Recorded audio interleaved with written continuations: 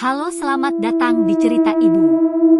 Di sini saya akan berbagi informasi seputar hantu Indonesia yang sangat populer di negeri kita tercinta ini. Hantu ini disebut-sebut mempunyai ciri yang khas dan mengerikan dan juga suka mencuri uang yang ada di masyarakat atau di kampung-kampung. Yuk saksikan di video berikut ini.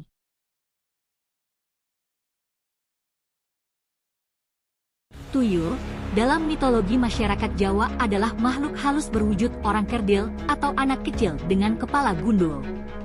Dalam mitologi Jawa, tuyul dikenal sebagai makhluk halus pencuri fulus untuk pemilik atau majikannya. Dilansir dari historia.id, tuyul adalah makhluk gaib yang lahir dari mitos Nusantara. Sejarawan Ong Hok Ham menyebut bahwa tuyul dalam kepercayaan masyarakat Jawa adalah sosok demit, makhluk halus, yang berbentuk anak kecil, gundul dan telanjang. Saya ada sedikit cerita dan pengalaman yang bisa dibagikan untuk kalian mengenai tuyul ini. Jadi dulu di kampung, saya mempunyai teman yang berusaha di bidang kain. Dia adalah orang yang berada di tingkat ekonomi menengah ke bawah. Jadi pada saat itu teman saya sedang sangat kecewa. Baru saja ia menghitung hasil penjualan kain miliknya yang tidak sampai Rp100.000. Hal ini sudah ia alami untuk kesekian kalinya. Setiap hari ia hanya berpikir bagaimana cara bisa membayar tagihan mulai dari listrik, kontrakan hingga modal untuk membeli kain yang lain. Uangnya selama seminggu bahkan habis hanya untuk makan sehari-hari dan ongkos ketiga anaknya bersekolah. 2 bulan berturut-turut usaha teman saya mengalami penurunan, hingga ia memutuskan untuk tidak mengambil bahan di pabrik kain lagi. Semua itu tentu saja terjadi karena pelanggan tempat jahitnya berkurang, bahkan bisa saja sehari tidak ada pembeli yang datang. Teman saya adalah orang yang tidak sempat sekolah dan hanya hidup seorang diri tanpa suaminya. Itu juga yang semakin menyulitkan hidup teman saya. Malam itu saat sedang merapikan barang-barang bekas berupa koran milik anaknya, tiba-tiba di halaman depan koran tersebut ada penjelasan tentang cara instan agar cepat kaya dengan memelihara tuyul. Di sana tertera alamat hingga apa saja persyaratan yang harus dibawa dijabarkan secara rinci. Awalnya teman saya tidak tertarik dengan hal klinik, namun saat itu ia seperti sudah tidak menemukan jalan lain untuk membayar utang dan tagihan cicilan. Lantas setelah melihat tulisan di koran tersebut, ia meyakinkan untuk datang ke alamat yang tertera. Keesokan hari ia sampai di depan gerbang rumah yang tertera di koran. Beberapa kali ia menggerakkan tangan sambil menggulung kertas koran untuk mengurangi kegelisahannya. Rumah orang ini cukup luas dan seperti rumah pada umumnya, hanya saja lokasi jauh dari hiruk-pikuk keramaian hingga dikelilingi dengan beragam pepohonan tinggi. Saat itu persyaratan yang diajukan oleh nenek yang dipanggil Mbah ini cukup mudah, yaitu menyediakan sebuah ruangan yang terpisah dengan rumah dan kalau bisa berada di belakang. Hal ini ditujukan untuk tempat tinggal si tuyul pesugihan. Saat itu teman saya menyanggupi persyaratan yang diberikan. Dia juga dipantang untuk meletakkan jarum dekat ruangan itu karena merupakan halangan bagi si tuyul untuk mencari uang. Kemudian mbah tersebut mengeluarkan botol bening yang berbahan kaca dengan tutup kain warna hitam. Nantinya teman saya hanya perlu membuka tutup kain jika malam sudah tiba. Jika pantangan kamu langgar, maka risiko yang kamu dapat akan lebih besar, ujar si mbah mengingatkan teman saya. Setelah perjanjiannya dengan si mbah, teman saya pun bergegas pulang dan membawa si botol dengan hati-hati. Sesekali ia memperhatikan isi di dalam botol tersebut. Anehnya, ia tidak melihat sesuatu yang berwujud atau makhluk yang sering diceritakan sebagai tuyul itu.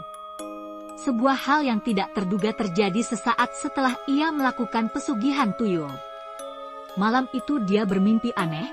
Pasalnya di dalam mimpi tersebut dia sedang menyusui seorang makhluk berkepala botak dengan celana kusam warna putih serta mata berwarna merah.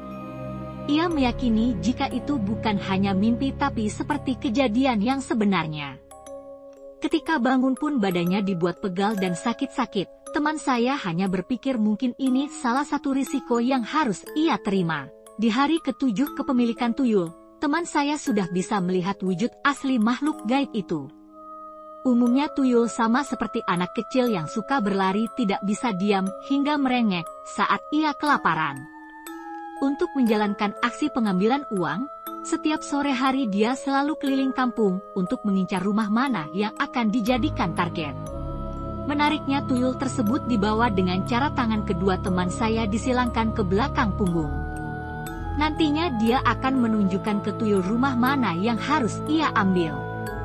Hari demi hari ia jalani dengan mengharapkan bantuan tuyul tersebut. Lembar demi lembar uang didapatkan hingga membuat teman saya menjadi salah satu orang kaya di desa.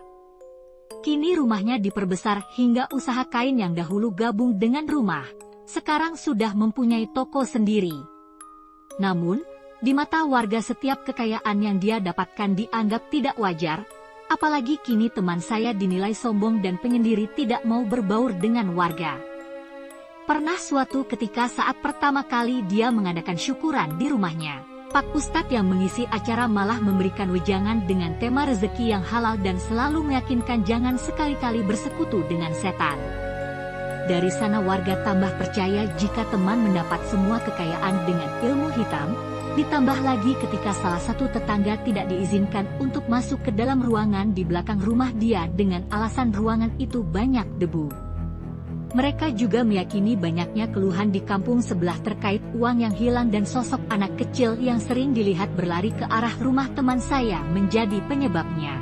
Hingga suatu hari ada kejadian yang membuat dia malu setengah mati. Saat itu seorang warga di kampung sebelah berhasil menangkap tuyul yang sudah membuat resah. Mereka pun mencoba untuk meletakkan tuyul tersebut di atas lilin yang menyala. Tak lama sejak kejadian itu, tiba-tiba saja teman saya datang memohon maaf dan berkata jika tubuhnya panas semua seperti terbakar. Dari sana warga mengetahui jika dialah dalang di balik pencurian uang tersebut.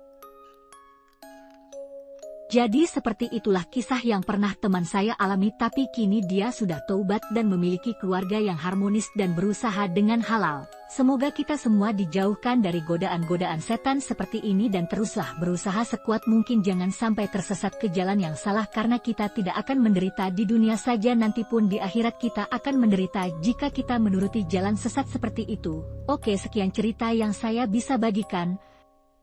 Sampai ketemu nanti di cerita selanjutnya. Jangan lupa subscribe.